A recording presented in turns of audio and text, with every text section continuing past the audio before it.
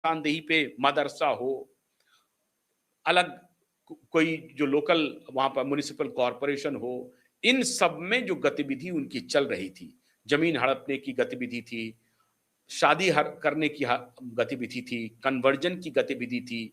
एक तो कन्वर्ट करो, हिंदू आबादी को कन्वर्ट करो, उसके बाद उसको रेडिकलाइज करो, उसको अपने धर्म के बारे में बताओ और हिंदू धर्म के बारे में मूर्ति पूजक हो तुम, उसको काफिर बताओ। ये सबका पूरा खेल चल रहा था।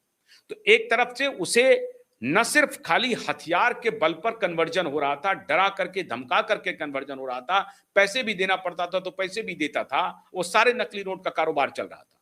इतने दिनों से 50 वर्षों से लगातार ये खेल जारी है मित्रों। मतलब आप समझ लीजिए कि 1971 में, 70 में, अब तो 50 वर्ष होने जा रहे हैं, 50 वर्ष से ऊपर हो गया है, 56 वर्ष। मतलब बांग्लादेश के पुनर्गठन के बाद पाकिस्तान से बांग्लादेश अलग हुआ, हार गया, फिर भी पाकिस्तान चेता नहीं। 90,000 सैनिकों ने आत्मसमर्पण किया था, उसका बदला वो दूसरे तरीके से ले रहा था।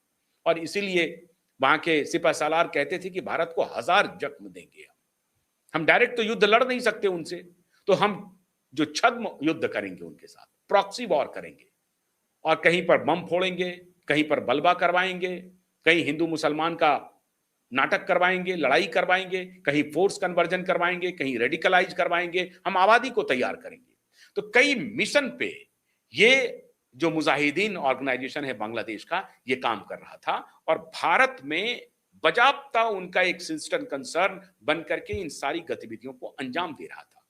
और ये सब पहले से भी जानकारी थी होम मिनिस्ट्री को, लेकिन इलेक्शन के दौरान होम मिनिस्ट्री को और पुख्ता सबूत मिलने लगे। याद कीजिए आप कि मुर्शिदाबाद में ही जब 5 लॉ ऑफिसर को घेर लिया हजारों की भीड़ में, और उसके बाद वो हजारों की भीड़ यूं ही नहीं आ गई, हजारों की भीड़ को रेडिकलाइज किया गया था, उसको पकड़ा गया, उसको बोला गया था कि इसको पकड़ो, इसको मारो। 2:30 बजे रात तक चीफ जस्टिस जो है वो जगे रहे थे। ये सब मैं आपको बता चुका हूं कई बार, लेकिन फिर मैं रेफरेंस में आपको बता रहा हूं। तो ये सब जो कहानी चल रही थी एसआईआर की गतिविधि को रोकने की, ये पूरी तैयारी थी जो बांग्लादेश सीमा के पार से इस ऑपरेशन को अंजाम दिया जा रहा था कि किसी भी कीमत पर एसआईआर की गतिविधि को रोकना है। और उसके लिए जो स्थानीय नेता थे तृणमूल कांग्रेस के, उसके ऊपर दबाव था, और इसीलिए ममता बनर्जी गाउन पहन करके सुप्रीम कोर्ट पहुंच गई थी। हाईकोर्ट भी पहुंची और वहां बात नहीं बनी तो गाउन पहन के सुप्रीम कोर्ट पहुंच गई। अब मुझे हैरानी है कि उस सुप्रीम कोर्ट में जो गाउन पहन के गई थी ममता बनर्जी के ऊपर, भारत के बार काउंसिल ने क्या खत लिखा, उसका क्या जवाब आया, पता नहीं, चुप्पी सध गई है। उसमें लगता है कि शायद इन दोनों के बीच में कुछ ट्रूस हो गया है। लेकिन स्वयं ममता बनर्जी एसआईआर रुकवाने के लिए सुप्रीम कोर्ट पहुंच गई थी। अब इसी से आप अंदाजा लगाइए, अरे भाई एसआईआर में कोई गड़बड़ी नहीं है, इलेक्शन कमीशन अपना काम कर रही है। आपको अगर अपने ऊपर हौसला है, ताकत है, तो आप करने दीजिए इलेक्शन कमीशन को, कोई बात नहीं। मान लीजिए कि रिग कर रहा है तो हट जाइए, रिग करने दीजिए, सब दिन के लिए रहेंगे क्या? ऐसा नहीं हो सकता है। लेकिन आपने रास्ता गलत चुना, और इसीलिए आपके जो भतीजे हैं वो लगातार ये बयान दे रहे थे। अब तो उनकी नपने वाली है। तो अब ये एनआईए की गिरफ्त में जो 11 लोग हैं, ये सारा राज उगलने वाला है। चार्जशीट तैयार है। तो बहुत बड़ा क्रैकडाउन है मित्रों, बहुत बड़ा क्रैकडाउन। और बांग्लादेश अब परेशान है। बांग्लादेश को संदेश पहुंच गया है भारत सरकार की तरफ से कि भैया इस ऑर्गेनाइजेशन की, ये जो मुजाहिदीन वाला ऑर्गेनाइजेशन है, इसको तुम वहां से हटाओ। और वो हमारे साथ भारत में अपना सिस्टर कंसर्न खड़ा कर लिया है, ये चलेगा नहीं। तो वो डॉसियर भी जो है सो आदान प्रदान किया जा रहा है।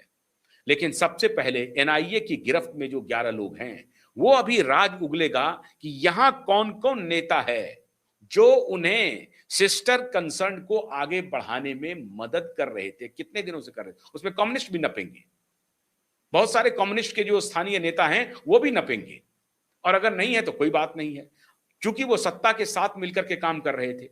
तो सत्ता में कौन कौन नेता है, क्या इसकी आंच अभिषेक बनर्जी तक भी जाएगी? अगर ये एनआईए ने गिरफ्तारी की है 11 लोगों की, तो ये बिना सरकारी संरक्षण के ये इतने बड़े काम को अंजाम नहीं दे सकता है, क्योंकि संपूर्ण तैयारी थी उनको गजबाई हिंद को लागू करवाने की पश्चिम बंगाल से। और इसीलिए पूरी दुनिया में डोनाल्ड ट्रंप आसाम में चुनाव हार गया, कांग्रेस पार्टी कोई चर्चा नहीं हुई, क्योंकि आसाम में भी वही खेल चल रहा था। लेकिन पश्चिम बंगाल में हार और जीत की चर्चा डोनाल्ड ट्रंप कर रहे हैं। क्या बात थी? ऐसी क्या बात थी पश्चिम बंगाल में जिसकी वजह से डोनाल्ड ट्रंप को बधाई देना पड़ जाए मोदी को? कुछ तो बात होगी। कहानी वही था, रूट वही था मित्रों। भारत को हजार जख्म देने का रूट बन गया था बांग्लादेश, क्योंकि इधर सीमाबंदी हो रही थी तो वो रूट बहुत आसान था, बांग्लादेश का रूट बहुत आसान था।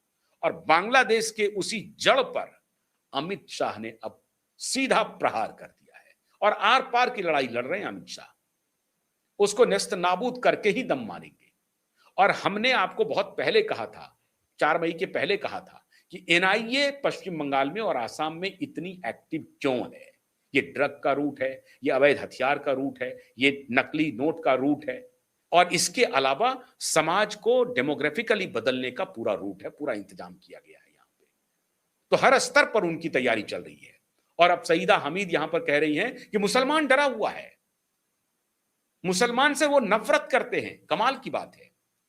सीमा पार से भारत को तोड़ने के लिए, भारत में बलबा खून बहाने के लिए पूरी तैयारी हो रही है, षड्यंत्र रचा जा रहा है। और हमीदा सईद कह रही हैं कि उनको मुसलमान से नफरत है। किसी मुसलमान से किसी को कोई नफरत नहीं है, लेकिन वो आतंकवादी, वो गिरोह जो पाकिस्तान में काम कर रहा है, बांग्लादेश में काम कर रहा है, सीआईए के इशारे पर काम कर रहा है, उससे दो दो हाथ करना तो हमारी जिम्मेदारी है। और सईदा हमीद कितनी भी चिल्लाती रहेंगी, आप चिल्लाते रहिए, खान मार्केट में बैठ करके चिल्लाते रहिए, फेसबुक सोशल मीडिया पर चिल्लाते रहिए, इंटरव्यू देते रहिए, लाइक माइंडेड जो इन्फ्लुएंसर है उनके साथ बातचीत करते रहिए, खान मार्केट में कॉफी पीजिए टर्टल में, और उसके बाद चिल्लाते रहिए कि उनको मुसलमान से नफरत है।